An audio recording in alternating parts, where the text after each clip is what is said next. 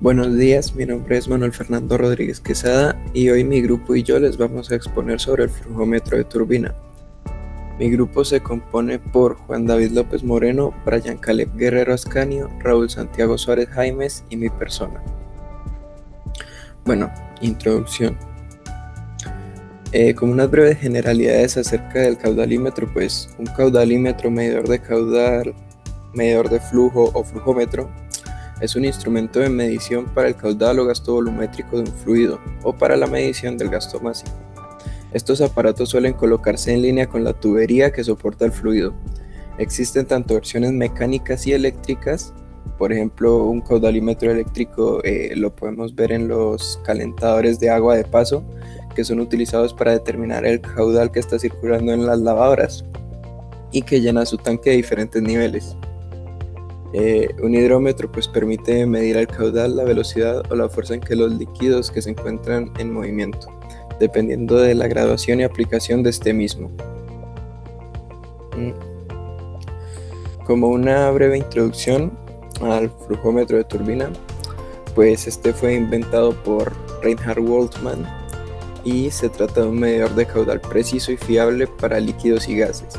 Este consiste en un tubo con conexiones en sus extremos y un rotor magnético de hélice libre montado en el interior, en línea con el flujo. El rotor está soportado por un eje que descansa sobre soportes montados internamente. En pocas palabras, podría decirse que un caudalímetro de turbina es solo una hélice en un tubo.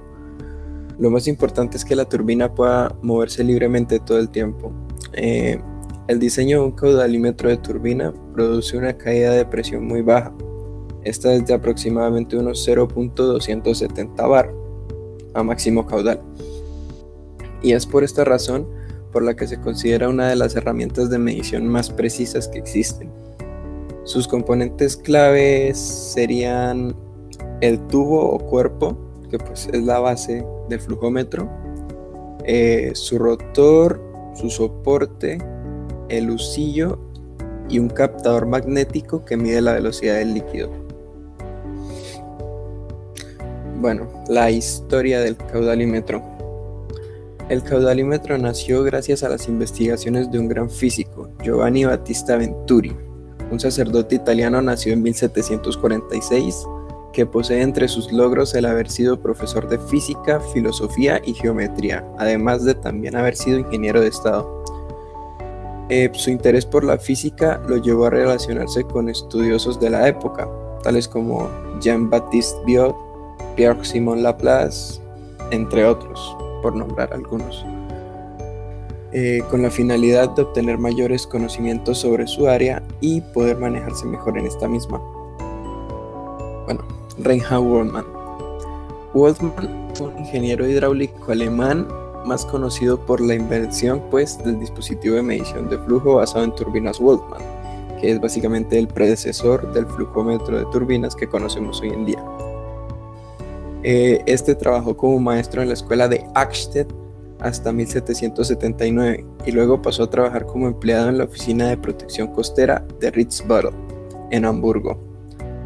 Después de estudiar matemáticas e ingeniería hidráulica, igualmente en Hamburgo, con Johann Georg Busch, se convirtió en ingeniero civil.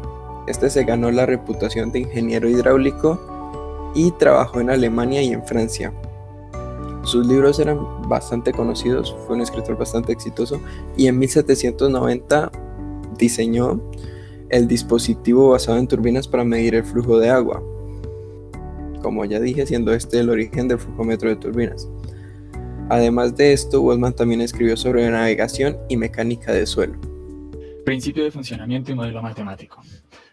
El caudalímetro de turbina consiste en dos componentes, la turbina como tal, el rotor y el sensor. El sensor puede ser de carácter mecánico, como el caudalímetro de turbina de Woltmann, que fue de los primeros que se hizo, o de carácter electrónico, como la mayoría que existe actualmente. Por ejemplo, el de carácter electrónico, como se ve en la primera imagen, lee cada vuelta, lee cada vez que pasa un imán que estaría en la punta de cada aspa, cada vez que pasa un imán, pues por el sensor con efecto Hall, suben una señal digital que lo que hace cada pulso es contarme cada vez que pasa una de las aspas.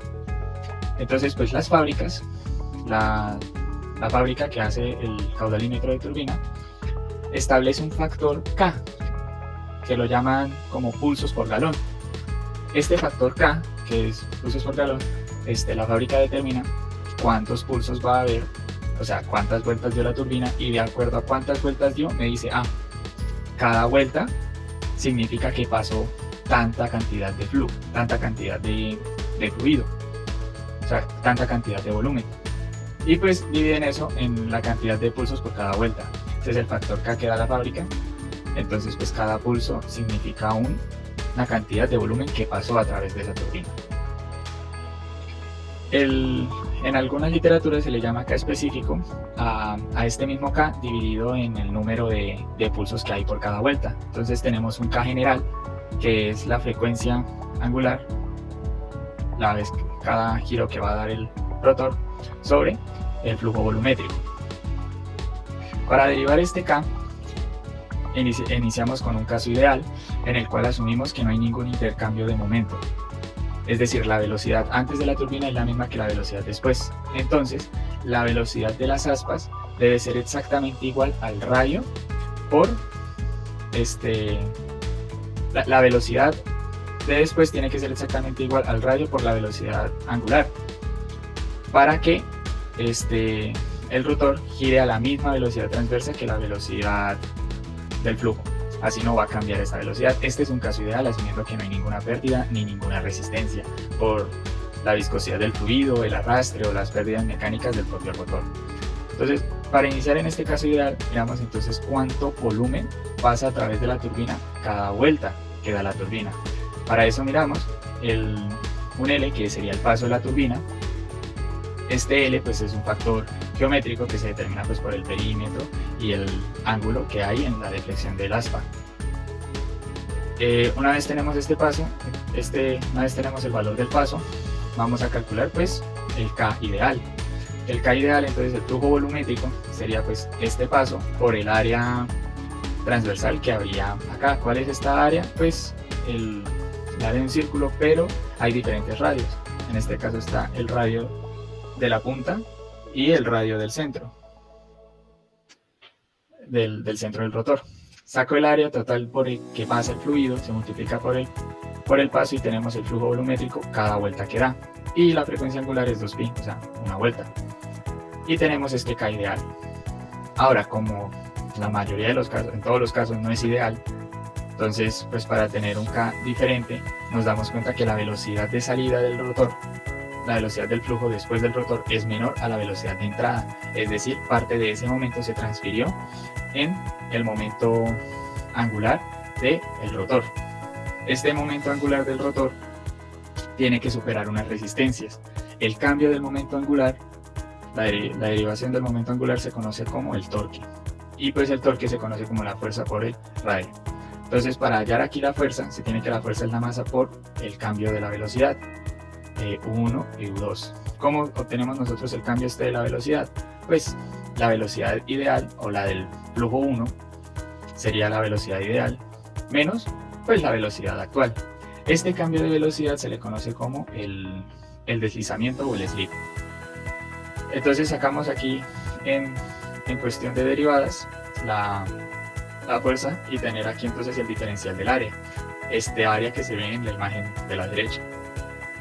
Como el torque es el radio por la fuerza, se tiene entonces este integral desde el radio del centro del rotor a la punta del aspa, y se saca este torque de acuerdo pues a esta diferencia de velocidad. Tenemos en cuenta pues que el radio, desde la anterior parte, este es el radio normalizado para el rotor. Y una vez teniendo la fórmula para los torques de resistencia, despejamos la velocidad angular que tenemos actualmente, o la frecuencia angular que tenemos actualmente, y sacamos el factor K al dividir con el flujo volumétrico.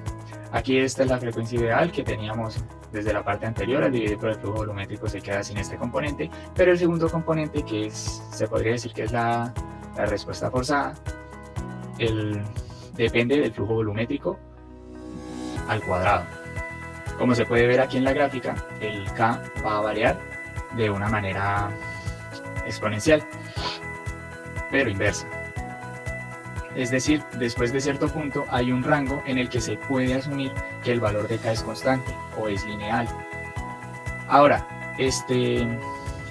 sabemos que el K depende del flujo y por tanto las turbinas se diseñan para un rango específico de flujo. Pero pues también hay que tomar en cuenta estos torques de resistencia que pueden ser muchísimos.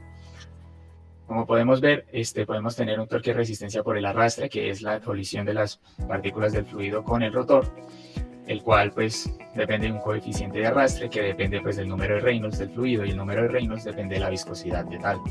También aquí en la fuente consultada se encontró diferentes torques que se pueden encontrar, como la resistencia de carga eléctrica, la resistencia mecánica de rotación y la resistencia por un desbalance dinámico, de aquí que este valor esté al cuadrado, porque la inercia del propio rotor esté desbalanceada. Y se ve que entonces las fábricas diseñan el caudalímetro de turbinas para un rango específico, y se dice que su utilización debe ser en un fluido que esté dentro de ese rango para que la medición sea consistente. Ahora sobre las aplicaciones y las ventajas y desventajas que presentan los flujómetros de turbina, tenemos que sus aplicaciones van desde la notificación, el tratamiento del agua, por ejemplo, de aguas sucias, sistemas de riego en los campos, el monitoreo de fluidos limpios, las mezcladoras, aplicaciones criogénicas. Tenemos también aplicaciones higiénicas de mezcla y dosificación, por ejemplo en las farmacéuticas o las industrias de alimentación, como podría ser una lechería. También encontramos los circuitos hidráulicos, la monitorización y los caudales fluctuantes. ¿Qué ventajas presentan los flujómetros de turbina? Primero, y bastante resaltable, es que tienen un diseño simple. Esto permite varias cosas, entre ellas el fácil entendimiento de su funcionamiento, por lo tanto una sencilla operación de sus procesos, asimismo un fácil mantenimiento y limpieza del equipo, un costo de fabricación bajo, lo que permite una relativa sencilla adquisición del equipo. La repetibilidad a corto plazo es una característica que implica que durante un periodo determinado de tiempo los resultados que se van a obtener van a tener una alta precisión.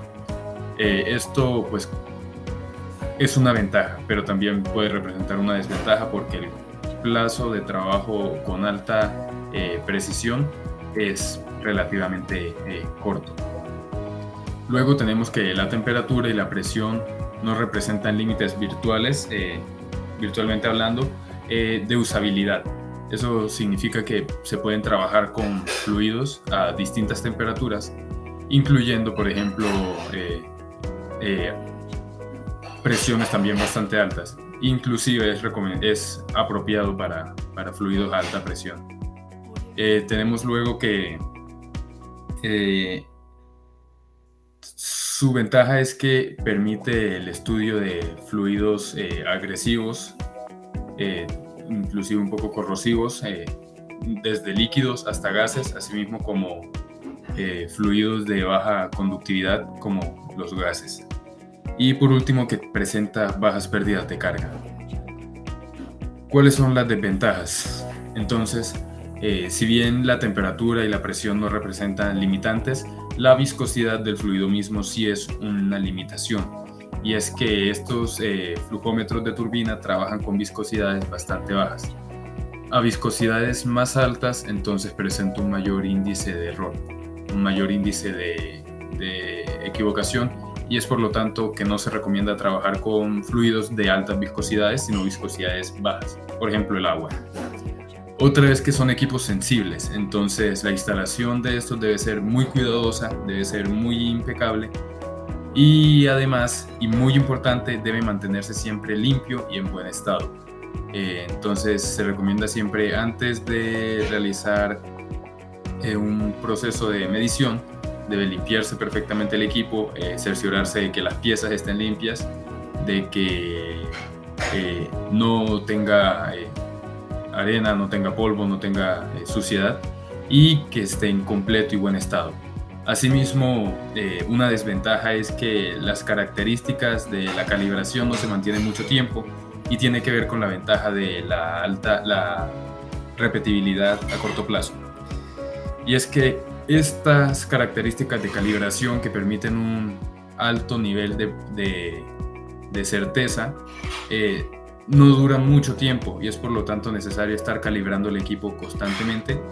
Inclusive entre el mismo proceso de medición, muchas veces debe pararse una medición una vez terminada, volver a calibrar el equipo y continuar para evitar que estos índices de error vayan aumentando poco a poco. Luego tenemos que los campos de valores de medida son proporcionales a su tamaño. Entonces, para un equipo de un gran tamaño, por así decirlo, entonces este va a arrojar valores en un rango mucho mayor que un equipo pequeño, por así decirlo. Luego, otra desventaja, y es que si el fluido contiene partículas intrusas como arena, polvo, elementos ajenos como partículas o grumos, estos elementos ajenos pueden estropear el proceso de medición. Asimismo, si se trata de fluidos muy corrosivos o muy dañinos, muy corrosivos principalmente, entonces en el caso de las partículas ajenas se debe utilizar un filtro. ¿Para qué? Para evitar primero atascamientos en el rotor, también averías y en el caso de los corrosivos desgastes en las hélices. Entonces, ¿qué proceso se debe utilizar? Se debe conseguir un filtro para las partículas, utilizar fluidos en lo posible también que estén limpios y el uso de filtros. Y para fluidos corrosivos se deben utilizar hélices o componentes con una aleación que soporte esta corrosión. Por último, tenemos que se requieren de largas secciones de tubería recta a la entrada y a la salida del flujómetro. Referente a los diferentes modelos y configuraciones que pueden tener los flujómetros de turbina, hemos tomado el catálogo de flujómetros de la empresa Guadarrama Flow. Lo hemos elegido por la variedad de modelos entre los diferentes tipos de flujómetros. Guadarrama Flow o G-Flow es una empresa de origen español de cerca de 50 años de experiencia fabricando diferentes tipos de flujómetros. Iniciamos con el flujómetro de turbina tipo TC. Este está indicado para fluidos poco viscosos de no más de 80 centipoise como el agua, el vinagre, amoníaco y algunos fertilizantes líquidos. Se debe considerar en el tipo de fluido la corrosividad, pues para que no pegue el tipo de material. Estos materiales por lo general estos flujómetros se hacen con acero. Para todos estos equipos el fabricante ofrece una muy buena precisión en la medida con errores muy bajos. En esta parte se pueden ver los diferentes modelos para este tipo de flujómetro. El caudal y las dimensiones varían. Vemos que desde el modelo TC15 siendo indicado para caudales más pequeños, aumentando hasta el modelo T80 para caudales más grandes. Las condiciones de temperatura, presión y tipo de material se mantienen en todos los modelos de este tipo de turbina. Ahora tenemos el flujómetro de turbina tipo TB, que al igual que el tipo TC también está indicado para fluidos poco viscosos de no más de 80 centipoise como el agua, el vinagre, amoníaco y algunos fertilizantes líquidos. Debemos considerar también la corrosión sobre el acero para el tipo de fluido. En este tipo los modelos difieren en el rango del caudal mínimo y máximo, así como en sus acoples. En este modelo el fabricante ofrece una opción adicional para tipos de material. En aplicaciones más específicas da una opción extra y pues también vemos que las condiciones de temperatura, presión se mantienen para todos los modelos. Hay que recordar que las condiciones de precisión y error que ofrece el fabricante se mantienen para este modelo tipo TB, así como el anterior TC, y para los siguientes va a tener muy buenas especificaciones con respecto a la precisión y los errores. Seguimos con el flujómetro de turbina TR, que permite fluidos hasta 90 centipoise, un poco más viscosos que los anteriores. Vemos que los hidrocarburos ligeros como la gasolina y algunos tipos de solventes están indicados para este tipo de flujómetro. Además permiten flujos con corrosividad un poco más moderada, como el agua osmotizada. Los diferentes modelos de este tipo, desde el TR4 hasta el TR40, varían en función del rango de caudal que se espere medir. Sus dimensiones varían pues dependiendo del tamaño, así como los acoples disponibles. El siguiente tipo de flujómetro es el TRC. Es muy similar al tipo anterior con respecto a las condiciones del fluido, pero vemos que en este tipo de flujómetro vemos un rango de caudal mucho más amplio, con condiciones desde los 6.000 litros hora a los 40.000 litros hora de caudal máximo, en relación con el anterior flujómetro, que tenía una relación de 250 litros hora hasta los 20.000 de caudal máximo. Por último vemos el flujómetro tipo TX-ETX, que es construido en PVC. Este está indicado principalmente para fluidos corrosivos, pues corrosivos que no lleguen a atacar el PVC. Fluidos como salmueras, lejía, amoníaco, hipoclorito de sodio pueden ser medidos en caudal por este tipo de flujómetro. Para este flujómetro, las condiciones de temperatura y presión son consideradas para la resistencia del PVC. Vemos que la temperatura es mucho más baja en relación a los anteriores flujómetros, llega hasta los 50 Celsius, y presiones también bajas de 6 bares. Vemos que los rangos de caudal se hacen más grandes desde el flujómetro TX-E06 hasta el flujómetro TX-E80, con una diferencia en el tipo de conexión disponible para el flujómetro. Bien, a continuación vamos a ver diferentes tipos de flujómetros que encontramos en el mercado. Estos flujómetros no corresponden a las referencias expuestas tomadas del catálogo G-Flow, pero permiten dimensionar los costos en la adquisición de flujómetros. Vemos que hay diferentes tipos. El rango de precios está variando entre los $100 o cerca de 400.000 pesos y $600 con valores de 3 millones aproximado de pesos para los flujómetros comerciales que se tienen, flujómetros de turbina.